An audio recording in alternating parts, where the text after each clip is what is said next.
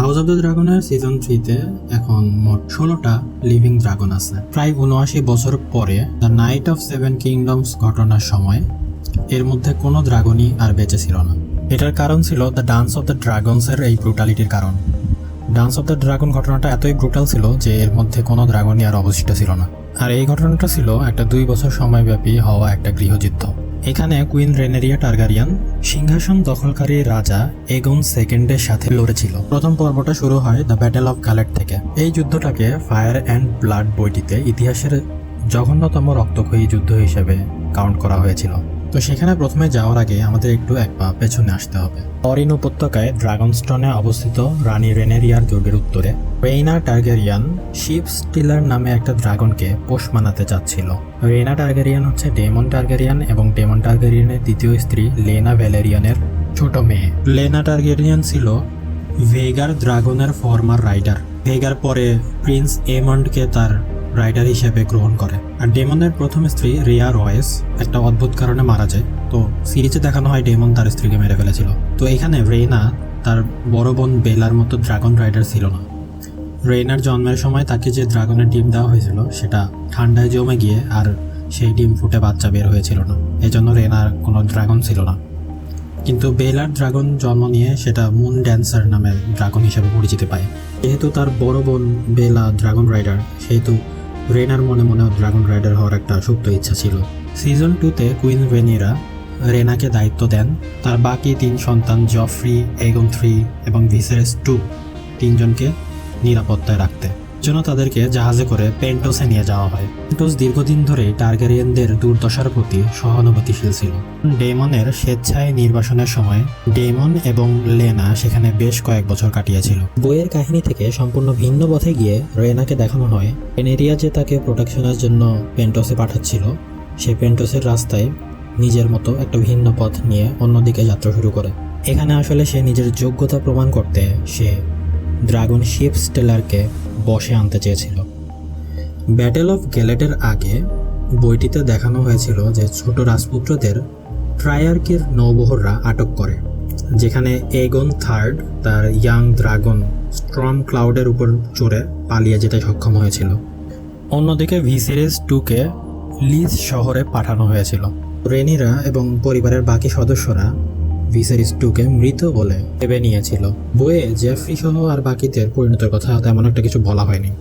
তো সেখান থেকে বুঝতে পারি যে জেফ্রিরা এখনো পেন্টোসের পথেই আছে। যেহেতু রেইনার রাজপুত্রদের দেখাশোনা করার কথা ছিল, তো রেইনার অ্যাকশনের জন্য অবশ্যই সে কোনো না কোনো পানিশমেন্টের মুখে পড়বে। তো সে যাই হোক, সে একটা নতুন ড্রাগন রেনেরিয়ার জন্য নিয়ে আসতে সক্ষম হয়েছে।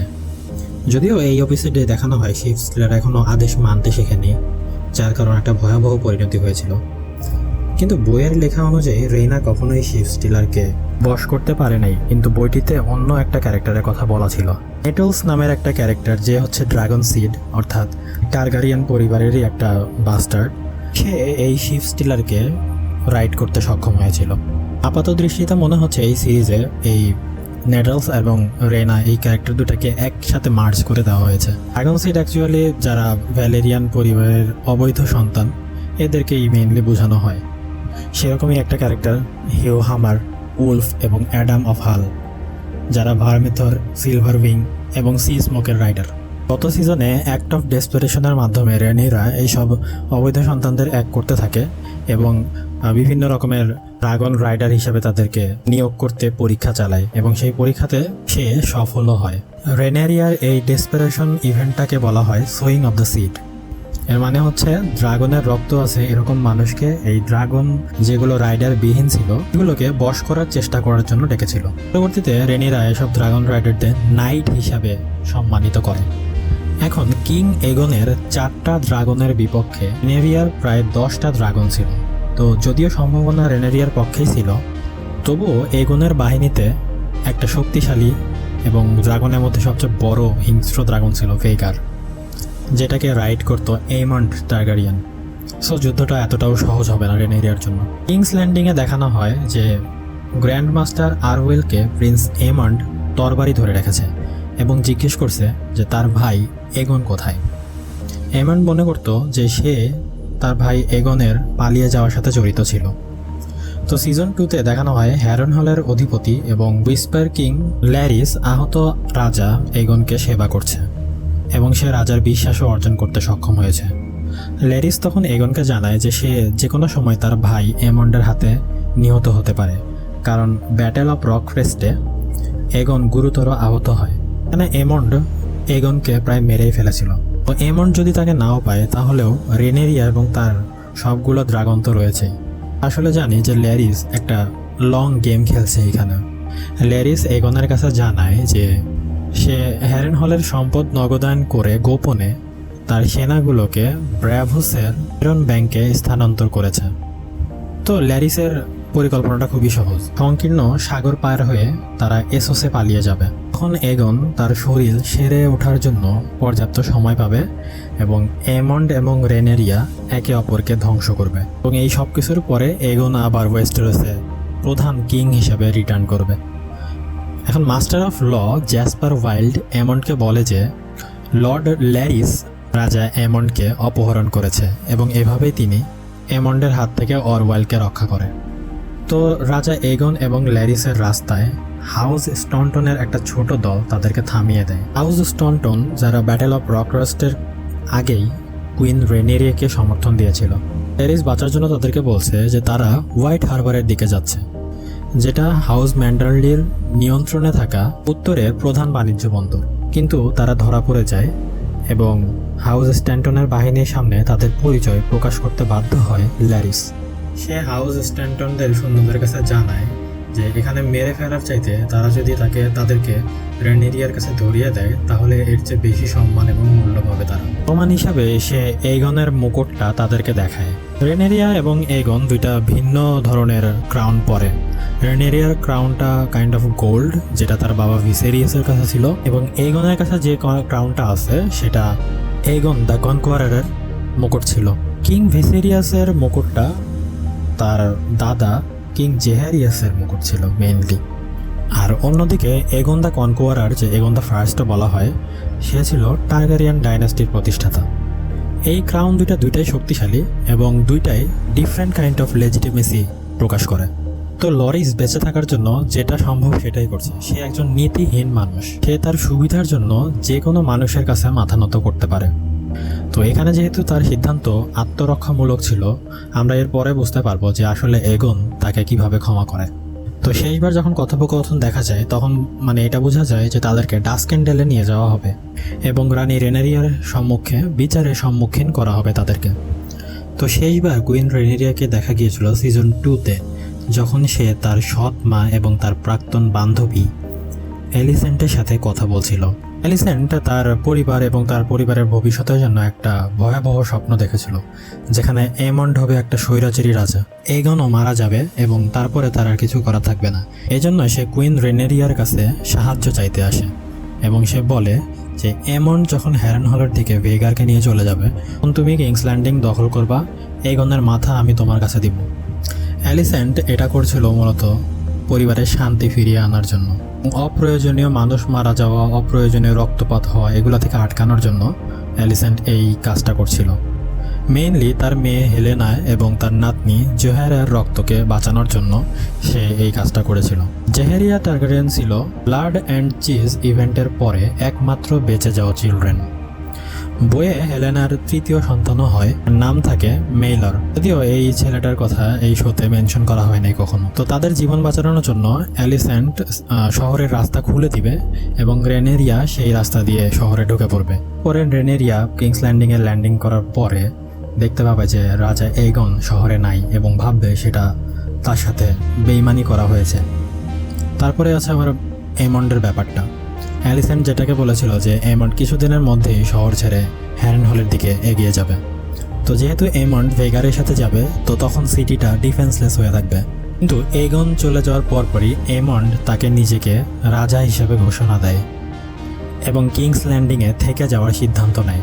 এখন রাজা এগন তো শহরে নাই, তার চেয়েও বড় কথা এখন শহরটা সবচেয়ে ডেঞ্জারাস ড্রাগন ভেগার দ্বারা সুরক্ষিত। এদিকে হেলেনা তার ড্রাগন ড্রিম ফায়ার, সে ড্রিম ফায়ারকে কখনোই রাইড করতে চায় না, কারণ তার কাউকে পুড়িয়ে মারার কোনো ইচ্ছাই নেই। তারপরে হেলেনা এটাও জানে যে যুদ্ধে আসলে কি কি হবে।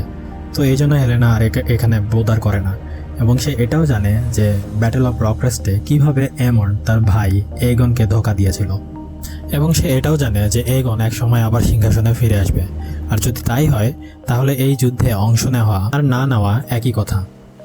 রেনেরিয়া তার ব্ল্যাক কাউন্সিলকে একত্র করেছিল, অন্ততপক্ষে সেই সদস্যগুলোকে যারা এখনও ড্রাগনস্টোনে রয়েছে। তো তাদের পরামর্শের বিরুদ্ধে গিয়ে রেনেরিয়া আদেশ দেন যে কর্লিস ভ্যালেরিয়ানকে যেন তারা একটা জাহাজের দলের মাধ্যমে সংবাদ দেন যে তারা 2 দিনের মধ্যে কিংস ল্যান্ডিংয়ে প্রবেশ করবে, কোনো রক্তপাত ছাড়া তারা সিংহাসন দখল করবে। অ্যালিসেন্ট যখন কিংস ল্যান্ডিংয়ে ফেরত আসে তখন দেখে যে এমন্ড সিংহাসনে বসে আছে। বইয়ে কখনো এমন্ডকে কিং হিসাবে দেখানো হয় নাই, তাকে প্রোটেক্টর অফ দ্য রিয়ালম হিসাবেই দেখানো হয়েছে, আর আঘাত সেরে ওঠার সময় পর্যন্ত সে রাজা হিসেবে দায়িত্ব পালন করে। তাকে এমন্ডের ভাষ্য মতে প্রোটেক্টর অফ দ্য রিয়ালম হিসাবে সে নিজেকে ঘোষণা করেছিল। অ্যালিসেন্ট এমন্ডকে বলে, তোমার তাড়াতাড়ি হ্যারেনহলের পথে যাওয়া উচিত এবং তোমার চাচা ডেমনের সাথে যুদ্ধে লিপ্ত হওয়া উচিত। এমন্ড এটা জানে যে এটা কঠিন হবে, এই জন্য এমন্ড নিজে নিজে বুদ্ধি করেছিল এই মুহূর্তে সবচেয়ে ভালো ডিসিশন হলো সে যেখানে আছে সেখানেই থাকা। তার মায়ের চাচা অরমুন্ড হাইটাওয়ার 15,000 সৈন্য নিয়ে ম্যান্ডার নদীর দিকে অগ্রসর হচ্ছিল। তারপরে আছে ডেরন টারগারিয়ান, রাজা ভিসেরিয়াস এবং অ্যালিসেন্ট হাইটাওয়ারের চতুর্থ সন্তান, যে তার ড্রাগন টেসারিয়ানের পিঠে চড়ে তাদের সাথে যান। প্রথম এবং দ্বিতীয় সিজনে তিনি ওল্ড টাউন শহরে অরমুন্ডের পানপাত্রবাহক এবং সহচর হিসেবে ছিল, এবং এর সাথে যদি সি স্নেকদের চেয়ে 3 গুণ বেশি শক্তিশালী নৌবহর ট্রায়ার্কিকে গণনা করা হয় তাহলে সবকিছু একসাথে মিটমাট হয়ে যাবে। এরপর দেখি যে ডেমন রিভারল্যান্ড থেকে আসা একদল সৈন্য যারা ল্যানিস্টার সেনাবাহিনী, তাদেরকে সে দমন করে। আমরা এমনকি দেখতে পাই যে ল্যানিস্টার সেনাবাহিনীর সিংহগুলোকেও তারা ঘায়েল করে এবং মেরে ফেলে। তো লেখকরা আমার মনে হচ্ছে বইয়ের 2টা গল্পকে একসাথে করেছে, the battle of the red fork এবং the battle of the lake shore, এই 2টা যুদ্ধকে একত্রিত করে এখানে দেখানো হয়েছে। রেড ফর্কের যুদ্ধেই ক্যাস্টারলি রকের অধিপতি জেসন ল্যানিস্টারের পতন ঘটে। জেসন মূলত ছিল টাইল্যান্ড ল্যানিস্টারের যমজ ভাই, যে প্রথম সিজনে কুইন রেনিরার মন জয় করার চেষ্টা করেছিল, কিন্তু রড্রিক ডাস্টিন, যিনি ব্যারোটনের লর্ড এবং ডাস্টিন হাউসের প্রধান, তিনি জেসনের শিরচ্ছেদ করা মাথা ডেমনের দিকে ছুঁড়ে মারেন। লেকশরের যুদ্ধে রড্রিকি উইন্টার উলফ নামে পরিচিত 2000 উত্তরের সৈন্যকে ল্যানিস্টারের একটি দলের বিরুদ্ধে দক্ষিণে নেতৃত্ব দিয়েছিলেন। তার লাইনটা এরকম ছিল যে, আমরা চাই না তুমি ড্রাগন রানীর সাথে মারা যাও। অ্যালিসেন্টের ভাই গোয়েন হাইটাওয়ার দুর্ভাগ্যবশত তার নিজের লোকদের দ্বারা সংগঠিত যুদ্ধ অপরাধ এবং তার চাইতেও জঘন্য রকমের অপরাধ সম্পর্কে স্যার ক্রিস্টন কোলকে জানায়। স্যার ক্রিস্টন কোল ব্যাটেল অফ রক্সের পরে এটা ভেবেই নিয়েছিল যে তারা আসলে বাঁচবে না, তারা কোনো না কোনো দিন ড্রাগনের এই যুদ্ধে মারা যাবে। এই জন্য স্যার ক্রিস্টন কোলের হিতাহিত জ্ঞান বুদ্ধি মোটামুটি হারিয়ে গিয়েছিল। গডসায়ের উপকণ্ঠে উলফ, হিউ, অ্যাডাম নামের 3 জন ড্রাগন বংশধর রানী রেনেরিয়ার আদেশের অপেক্ষা করছে। হিউয়ের বংশ পরিচয় নিয়ে উলফের কৌতূহলের মধ্যে দিয়ে আমরা হিউয়ের কঠিন শৈশবের বাস্তবতাকে উপলব্ধি করতে পারি। ওতে উলফ নিজেকে রাজা প্রথম জেহারিয়াস অর্থাৎ বেইলন টারগারিয়ানের চতুর্থ পুত্র হিসেবে দাবি করে, যার ফলে সে রাজা ভিসেরিয়াস এবং ডেইমন টারগারিয়ানের সৎ ভাই। কেউ এখানে উলফের কথার উত্তর দেয় না। তবে সিজন 2তে আমরা জানতে পারি যে হিউয়ের মা ছিলেন রাজা জেহারিয়াসের একজন টারগারিয়ান কন্যা। যদিও এটা কখনো উল্লেখ করা হয়নি, কিন্তু আমরা বুঝতে পারি ইনি হলেন সায়ারা টারগারিয়ান, জেহারিয়াসের 9ম সন্তান, যিনি ওয়েস্টারস থেকে পালিয়ে গিয়ে ভলান্টিসে একজন প্রভাবশালী জমিদার হয়েছিলেন। তারপরে আরেকজন আছে, সে হলো অ্যাডাম অফ হল, যিনি সি স্মোকের রাইডার। সে ছিল কর্লিস ভ্যালেরিয়ানের অবৈধ সন্তান। তো অ্যাডাম অফ হল নিজে ড্রাগনকে বশ করেনি, ড্রাগন নিজেই তার কাছে উড়ে এসেছিল এবং লিডার হিসাবে অ্যাডাম অফ হলকে চুজ করেছিল। কিন্তু এই শোতে কোনোভাবে এটা ব্যাখ্যা করা হয় না যে অ্যাডাম কিভাবে ড্রাগনের বীজ ধারণ করে। তবে এই নিয়ে 3টা মতবাদ আছে। প্রথম মতবাদ হচ্ছে ভ্যালেরিয়ান এবং টারগেরিয়ান বংশ বহু বছর ধরে এমনভাবে একে অপরের সাথে মিশে আছে যে সেই রক্ত অ্যাডামের মধ্যেও প্রবাহিত হয়েছিল।